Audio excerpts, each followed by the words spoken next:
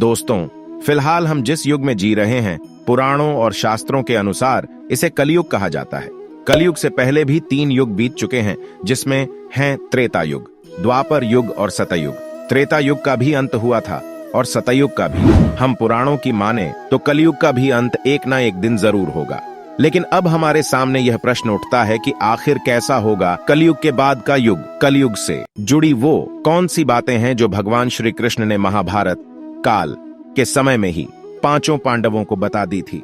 इसके साथ ही भगवान श्री कृष्ण ने पांडवों को कलयुग के इंसानों से जुड़े कुछ ऐसे रहस्य भी बताए थे जिनको सुनने के बाद आप दांतों तले अपनी उंगली दबा लेंगे। अगर आप भी इन रहस्यों के बारे में जानना चाहते हैं तो हमारी आज की यह वीडियो बिना स्किप किए हुए अंत तक देखते रहिए। आपका ज्यादा समय न लेते हुए वीडियो की शुरुआत करते हैं।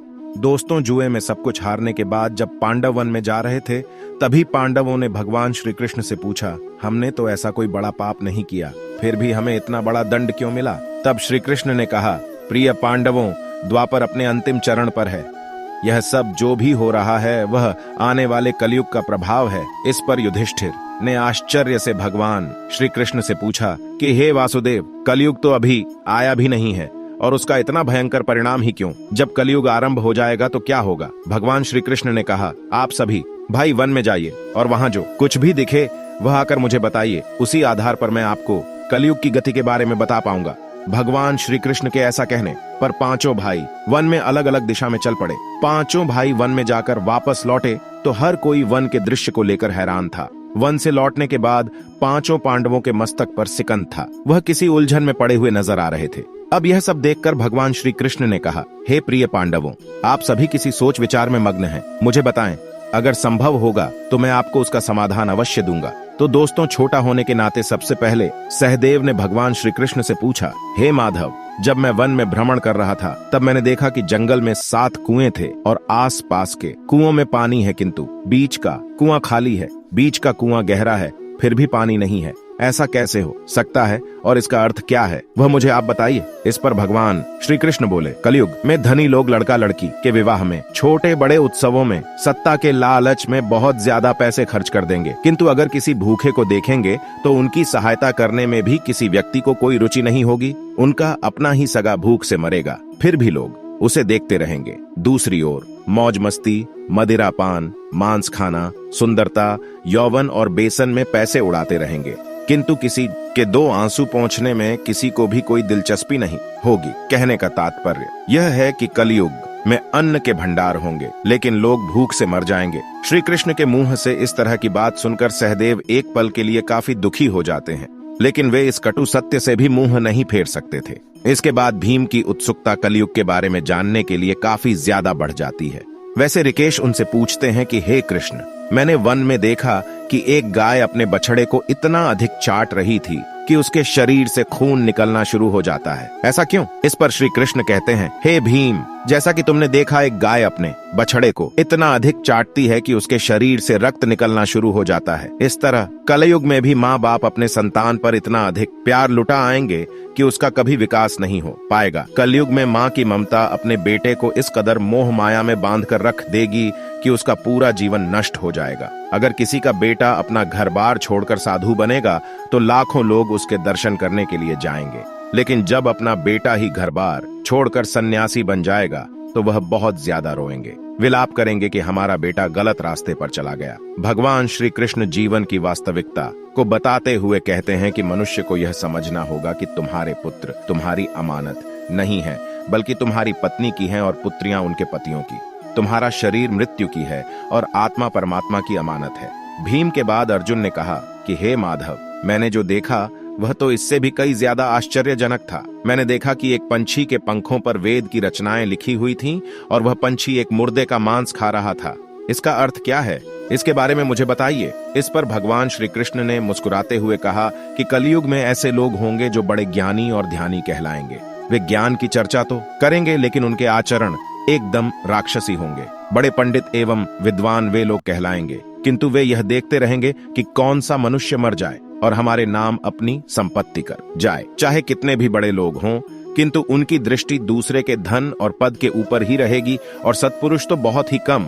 आपको कलयुग में देखने को मिलेंगे। कलयुग में इंसान मेहनत से धन अर्जित करने की बजाय दूसरों के घरों में चोरी करना और दूसरों की संपत्ति पर जबरदस्ती कब्जा करने वाला होगा। अर्जुन के बाद अपनी जिज्ञासा को शांत करने के लिए नकुल ने श्री कृष्ण से पूछा, हे भगवान, आप मेरी जिज्ञासा को भी शांत करें। मैंने देखा कि एक बहुत बदढ़ी चट्टान पर्वत से गिरी। बदढ़े से बड़े वृक्ष भी उसे नहीं रोक पाए, किंतु एक अत्यंत छोटे से पौधे का स्पर्श ही वह चट्टान पर जैसे ही पड़ेगा, वह चट्टान एक जगह पर स्थिर हो गई। ऐसा आखिर क्यों? इस पर श्री कृष्ण कहते हैं कि इसका अर्थ है कि कलयुग में मनुष्य की बुद्धि क्षीण हो जाएगी और उसका जीवन पतन हो जाएगा, और उस पतन को धन और बदढ़े सत्ता रूपी ब्रज से रोकने में सक्षम होंगे। लेकिन हरि नाम के एक छोटे से पौधे से मनुष्य के जीवन का पतन रुक जाएगा। अतः कलयुग में हरिनाम ही मोक्ष और मुक्ति का एकमात्र मार्ग होगा। चारों भाइयों के प्रश्नों का उत्तर जानने के बाद अब बारी आती है युधिष्ठिर के प्रश्न की। तो भगवान श्री कृष्ण ने मुस्कुराते हुए कहा, हे युधिष्ठिर, अब तुम बताओ, तुमने वन में क्या देखा? तब युधिष्ठिर ने बताया कि हे योगेश्वर, मैंने 1-2 सूंड वाले गज को देखा। इसका अर्थ क्या है? मुझे इस पर अपने विचार बताइए और इसका अर्थ मुझे अच्छे से समझाइए। तब भगवान श्री कृष्ण ने कहा कि इसका अर्थ यह है कि कलयुग में ऐसे लोगों का राज होगा जो दोनों ओर से शोषण करेंगे, बोलेंगे कुछ और करेंगे कुछ और, मन में कुछ और कर्म कुछ और तरीके के होंगे। ऐसे ही लोगों का राज होगा।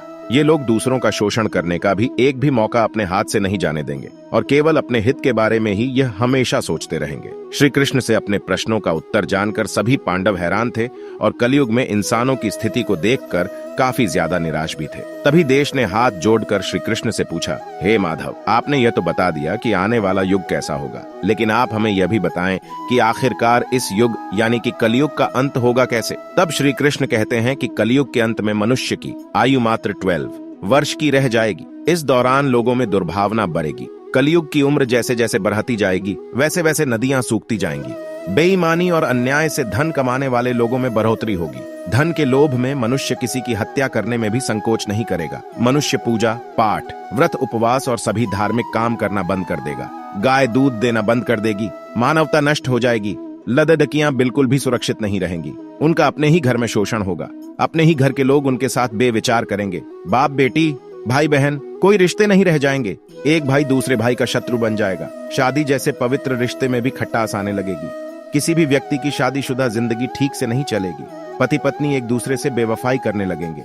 कलयुग के अंत के समय में समाज हिंसक तरह से हो जाएगा। जो लोग बलवान होगी उनका ही केवल राज चलेगा, और जब आतंक अपनी चरम सीमा पर होगा तो मैं स्वयं कल की अवतार लेकर पृथ्वी से समस्त अधर्मियों का नाश कर दूंगा। फिर से धरती पर धर्म का बोलबाला होगा। मनुष्य भौतिक सुख की जगह मानसिक सुखों पर बल देगा। मनुष्य में एक दूसरे के लिए नफरत की कोई जगह नहीं होगी। चारों ओर प्यार ही प्यार होगा। मानवता की पुनः स्थापना होगी और मनुष्य को परम ज्ञान की प्राप्ति होगी। लेकिन सतयुग आने में अभी काफी लंबा समय है, तो क्यों ना हम लोगों में से सभी लोग अपने धर्म और कर्म से सतयुग की तरह जीने का काम करें।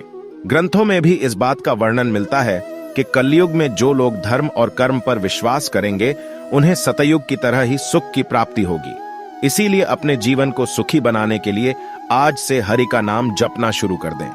तो दोस्तों, फिलहाल इस वीडियो में इतना ही। उम्मीद करते हैं कि आपको हमारा यह वीडियो पसंद आया होगा। यदि आपको वीडियो पसंद आया है तो इस वीडियो को लाइक करें और इसी तरह के इंटरेस्टिंग और अमेजिंग वीडियो देखते रहने के लिए चैनल को सब्सक्राइब जरूर करें। धन्यवाद।